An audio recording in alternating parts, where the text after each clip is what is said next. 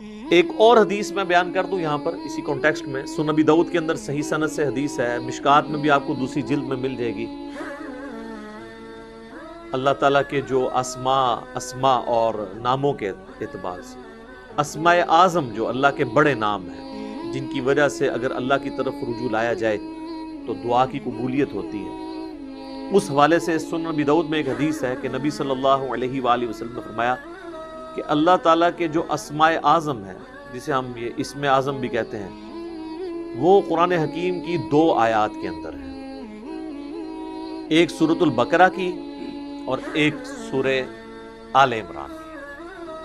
سورۃ البقرہ کی آیت ہے وَإِلَٰهُكُمْ إِلَٰهٌ وَاحِدٌ لَا إِلَٰهَ إِلَّا هُوَ الرَّحْمَٰنُ الرَّحِيمُ۔ اب اس میں ظاہر ہے پتہ چل گیا کون سے اسماء ہیں، اللہ آ گیا، الرحمن الرحیم، لا الہ الا اللہ بھی آ گیا۔ اور پھر آپ علیہ السلام نے آل عمران میں شروع کی آیات تلاوت کی، الف لام میم اللہ لا الہ الا هو الحی القیوم۔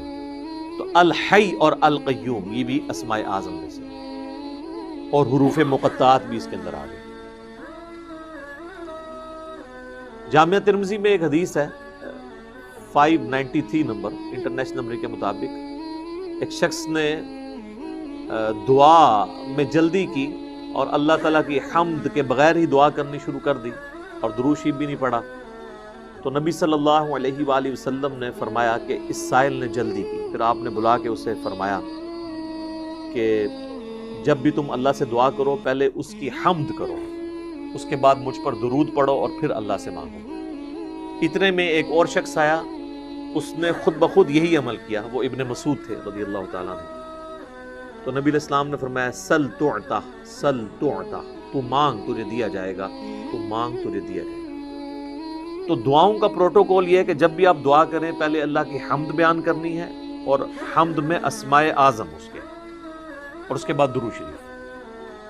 تو کوشش کریں کہ آپ یہ 2 آیات یاد کریں۔ سنن نبی داؤد کے اندر اسماء اعظم جو ہے موجود ہے، مشکات کے اندر بھی یہ 2 آیات یاد کر لیں۔ ایک تو حدیث میں اس کا ذکر آ گیا، دوسرا قرآن کے اندر یہ موجود ہے وَإِلَٰهُكُمْ إِلَٰهٌ وَاحِدٌ لا الہ الا هو الرحمن الرحیم، یہ سورۃ البقرہ اور سورہ آل عمران۔ الف لام میم اللہ لا الہ الا هو الحی القیوم۔ ان 2 صورتوں کے اندر نبی علیہ السلام فرمایا کہ اللہ تعالیٰ کے اسماء اعظم موجود ہیں، تو یہ آپ پڑھ لیں، اس کے بعد آپ درود شریف پڑھ کے تو دعا مانگیں۔ اس کے علاوہ بھی آپ جتنے اسماء اعظم ہیں، جیسا کہ سورۃ الحشر کی آخری 3 آیات ہیں واللہ الذی لا الہ الا ہو، وہ سارے اللہ تعالیٰ کے تعریفی کلمات اس کے اسماء اعظم ہیں، وہ جس کو یاد ہیں وہ پڑھ کے اس کے بعد درود شریف پڑھ کے دعا مانگے۔ تو یہ دعا کا ایک پروٹوکول اور ایک طریقہ ہے۔ اعوذ باللہ من الشیطان الرجیم، بسم اللہ الرحمن الرحیم، الف لام میم، حروف مقطعات ہیں۔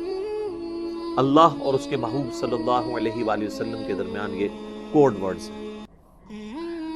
اللہ لا الہ الا هو الحی القیوم، اللہ ہی ہے کہ جس کے سوا کوئی معبود نہیں، وہ الحی ہے اور القیوم ہے۔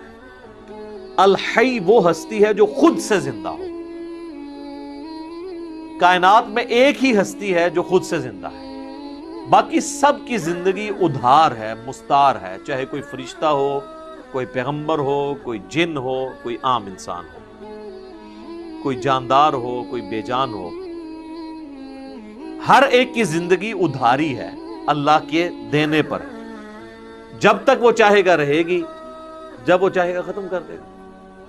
کل نفس ذائقۃ الموت، ہر جان نے موت کا مزہ چکھنا ہے، سارے فرشتوں نے مرنا ہے، سارے پیغمبروں نے مرنا ہے، سارے جنات نے مرنا ہے، سارے انسانوں نے مرنا ہے۔ یہ موت ہر مخلوق کی ڈیسٹنی ہے، یہ تقدیر میں چیز طے ہے۔ اللہ ایک ہستی ہے جسے موت نہیں آتی،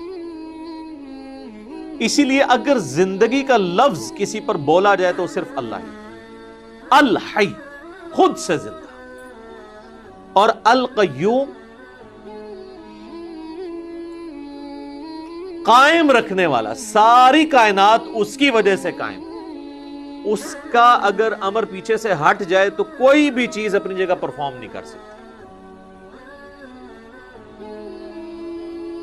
اللہ تعالیٰ چاہے گا تو آگ گرم کرے گی، نہیں چاہے گا تو ابراہیم پہ دیکھیں ٹھنڈی ہوگی۔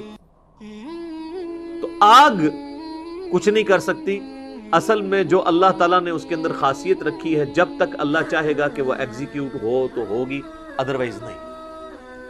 یہ ہے القیوم، اللہ نے ہر چیز کو تھاما ہوا ہے، خود سے زندہ ہے اور ہر چیز کو تھامے ہوئے ہے۔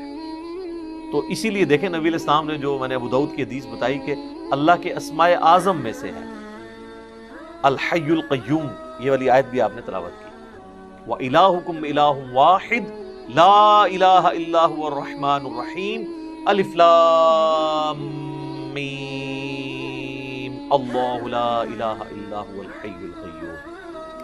اسی طریقے سے جامعہ ترمذی میں ایک حدیث ہے، اس کی سند کمزور ہے لیکن اس کی صحیح سند المستدرک للحاکم میں موجود ہے، اور سنن نسائی الکبریٰ کے اندر موجود ہے، عمل الیوم واللیلہ، صبح و شام کے اذکار والے چیپٹر کے اندر، کہ نبی علیہ السلام نے اپنی بیٹی فاطمہ سے فرمایا تھا، اے میری بیٹی مجھ سے لے لے، اور صبح و شام اس کو پڑھا کر، یا حی یا قیوم برحمتک استغیث اصلح لی شأنی کلہ ولا تکلنی الی نفسی طرفۃ عین۔ اے خود سے زندہ ہر چیز کو تھامنے والے، میں تیری رحمت کے ساتھ تیری مدد کا سوال کرتا ہوں۔